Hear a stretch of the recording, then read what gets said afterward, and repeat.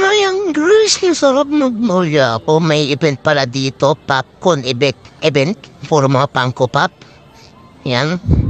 Ilabas yata nila si Caesar dito tsaka si Shanks na mga exclusive. Ngayon, 1.7 yung Shanks. 999 yung Caesar.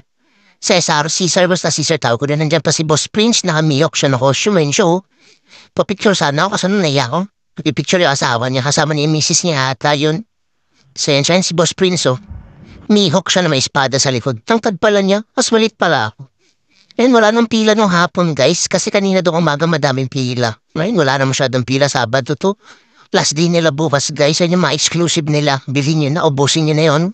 Yung Iron Man yata, tsaka yung Caesar yung pinamabay. Yung Shanks, 1.7 yung Shanks eh. 999 lang yata yung Iron Man. Pagkakaalam ko, pero hindi ako kumuha yung low budget ako. Caesar lang binili nyo. Ito, may sila dito, Slam Dunk Goods Collectibles. Ayan, may posters, si Slam Dunk.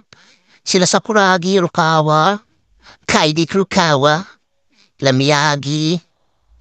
Wala si Coach Answer, ayan. Tapos meron silang mga Funko Pop na hindi nabibenta, 50% off. Hindi masyado nabibenta itong mga 3. Hindi kasi sikat. Yan. Pero pa lang naman, buds naman din siya pang dagdag ng collection nyo. Si Garfield hindi sikat eh. Bakit hindi nabibenta si Garfield? Pero hindi ata 50%. 50% ako nga si Garfield. Yan, hindi ko alam. Black Adam.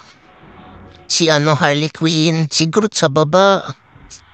Yan. Sale yan guys, 50%. Mga 500 pesos na lang ata. Tapos ito yung mga exclusive nila. And nung nakuha naman si Caesar. Tapos si Shanks. Gusto sana ako muna Shanks. Kasi nung 1.7 mahal. Kulang sa budget. And guys, last day na nila bukas guys. Last day Sunday. Punta na kayo sa Loob Magnolia. Sobrang hirap lang talaga papunta ng Loob Magnolia. At sobrang init. Kaya wala masyadong pumunta. Pero ayan guys. Ayan, may nilabas na rin nila dito yung Spiders na Hunter x Hunter. Kumuha na ako niyan.